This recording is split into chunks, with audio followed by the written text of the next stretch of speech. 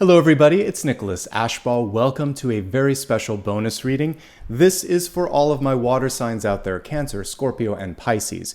We're going to be taking a look at love and relationships, which is a special thing on this channel that I don't do all the time, so I do hope you enjoy this. I did do this, by the way, for all 4 elements and all 12 signs. Take a look in the comments below and also in the description. I have a pinned comment and all the links so that you can check them out. I hope you guys are doing well, and thanks again for suggesting this video. That's how I come up with some of these ideas. I always read the comments.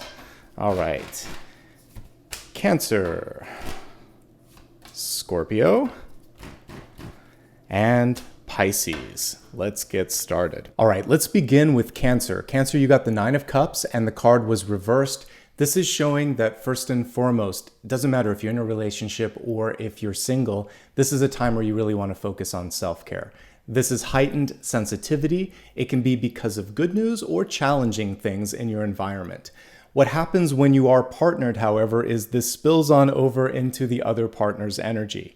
So that's why it's important to ground yourself, practice good self-care, and then if it's your partner that's going through a lot, support them as much as you can, but also have boundaries and limits.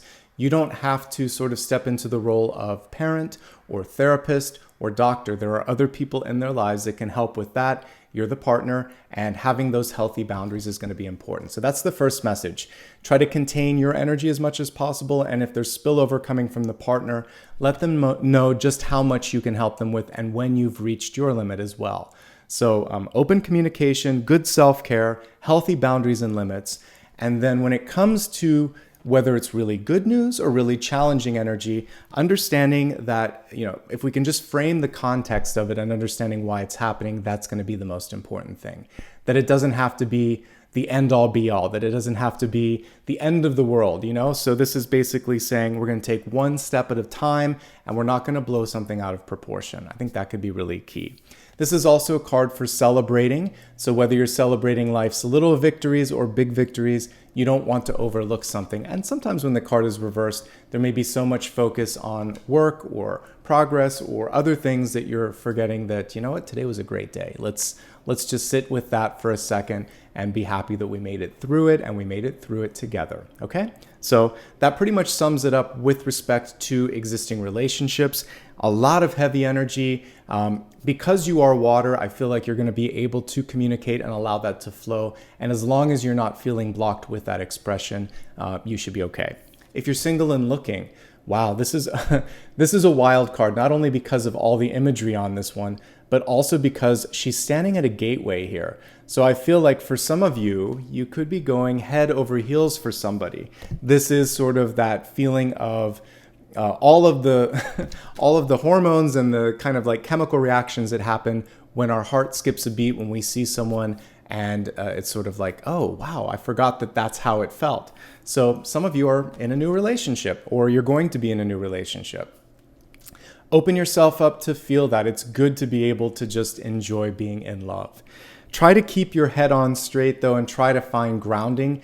In the same way that I mentioned in existing relationships, you might be challenged. Sometimes when love is new, it can cloud our view of what's going on. So you don't want to see everything through the rose-colored glasses. You also want to be discerning, aware, and present. But can you find love? Yes, you can. And for many of you, it's right on the horizon. And I see that there's a lot of brilliant energy coming through. Could be another water sign, by the way, because we got water for water here. So be open to that and allow your heart to just be in a place where you feel safe and expressive. So a way to meet someone would possibly be doing something like creative or artistic, or sharing a common interest like, whatever your passion is, whether it's going to concerts or golfing or drawing or history, whatever it is, connecting more to that will then bring in the kind of person that you're looking for. Okay. Moving now from Cancer to Scorpio, we have the Knight or Prince of Cups here. This is representing movement, momentum, passion. It's a great card, actually. So in an existing relationship, things could get a little bit more serious. There could be more connection, more intimacy. There also is sort of this element of hands reaching from the background. We see the tentacles here from that creature in the ocean. So for some of you, there could be extended family, friends, other people in your life that are trying to kind of rope you into their plans. And for existing partnerships, the important thing here is to focus on the two of you. There's a lot of energies that are asking for your time and your involvements and your commitments. Make sure you include one another in those plans. Make sure you both want to do what you say yes to, because otherwise that could be an area where there could be an argument or disagreement. We don't want that. As we're looking at partnership and cooperation overall, the Knight of Cups is also a reminder that as long as you are both aligned, you can get a lot done together. So this, to me, just like a chariot card, whenever we're seeing someone riding forward, driving forward, moving in the right direction, I think just focusing on being on the same page is going to be so important.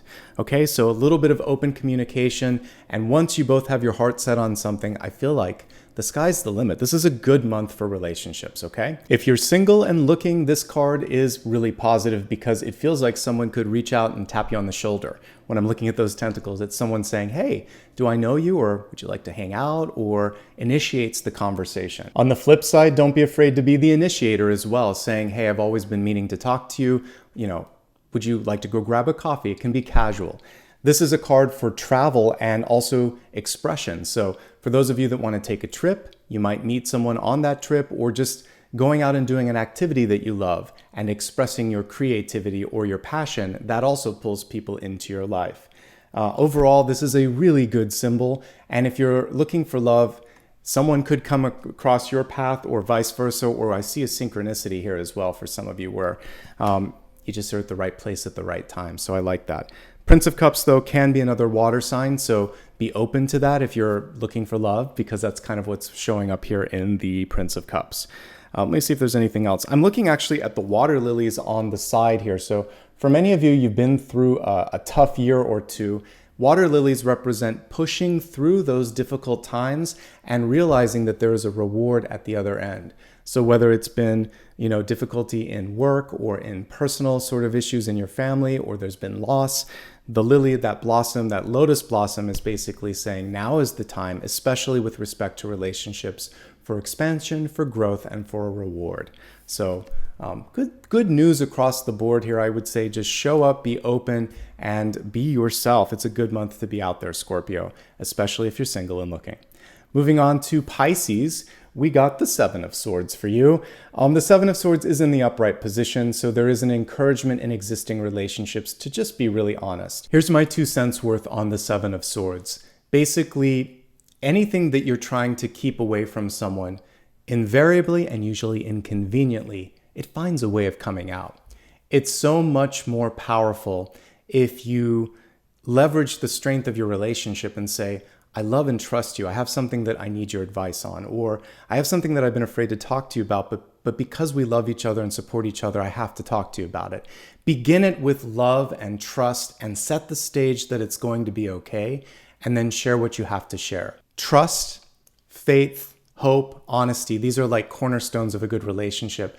If you don't have the honesty, the other ones start to kind of fall away. So I feel like if you have something to say it. It's going to be better. And that's my advice with the Seven of Swords.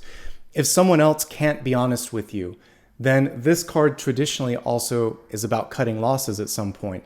You come forward and you figure out, why can't we have this conversation? If they consistently fall short of your expectations or their commitments, that's a bigger red flag, and that's something that needs to be dealt with. The good news on this one is you can't outfox the fox. We see 2 foxes at the top. We see that person kind of making a promise that they're not going to keep. So another thing that you can do is hit the brakes and say, before you say yes to this, I need to know, can I count on you? Because if I can't, this is like last and final warning. So really setting the stage and setting the expectations that you're a person of your word and you're holding them to their word as well. So I think that communicating expectations, holding the other to account, holding yourself as well to being accountable, that's what's going to help you work through any challenges. But ultimately, this is just saying be authentic, be honest, and also establish expectations. That's really practical advice, and that's what the Seven of Swords has to offer. It's not something to fear per se, but it can indicate a pattern in the past of having difficulty just saying what you need to say. All right. So my advice is be honest, be transparent, be communicative, and the Seven of Swords foxes will go somewhere else. If you're looking for love this month, Pisces, I want you to also be honest with yourself. Are you looking for a relationship? Are you not ready for that? If you're meeting someone new, really get to know them. Make sure that they're showing all sides of themselves as well.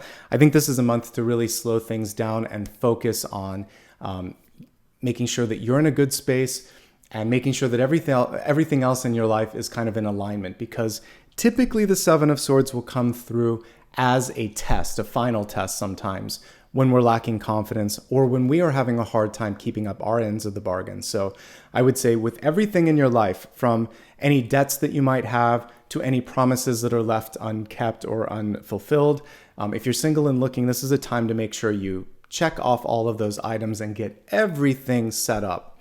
And once that's done, absolutely go out there and enjoy and connect with other people. And you'll probably find the opposite of this, which would probably be Justice, because she's all about balance and honesty and transparency. Anyway, I feel like this is a time for personal development, and I'm not afraid to say that on my channel because I don't do that many relationship readings. So if you're single and looking, focus on you this month. It's going to be a better investment of your time.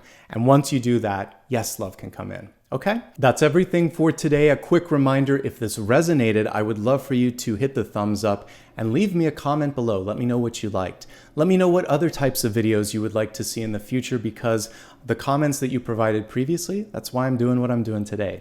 And as I said at the very beginning, I did all 4 elements, all 12 signs. Look in the description and the pinned comment for the respective links. From Mr. Apollo to me, I just want to wish you the best month ahead. Remember that love begins within, so love yourself and others will return in kind. Take care, and I'll see you on the weekend. Bye-bye.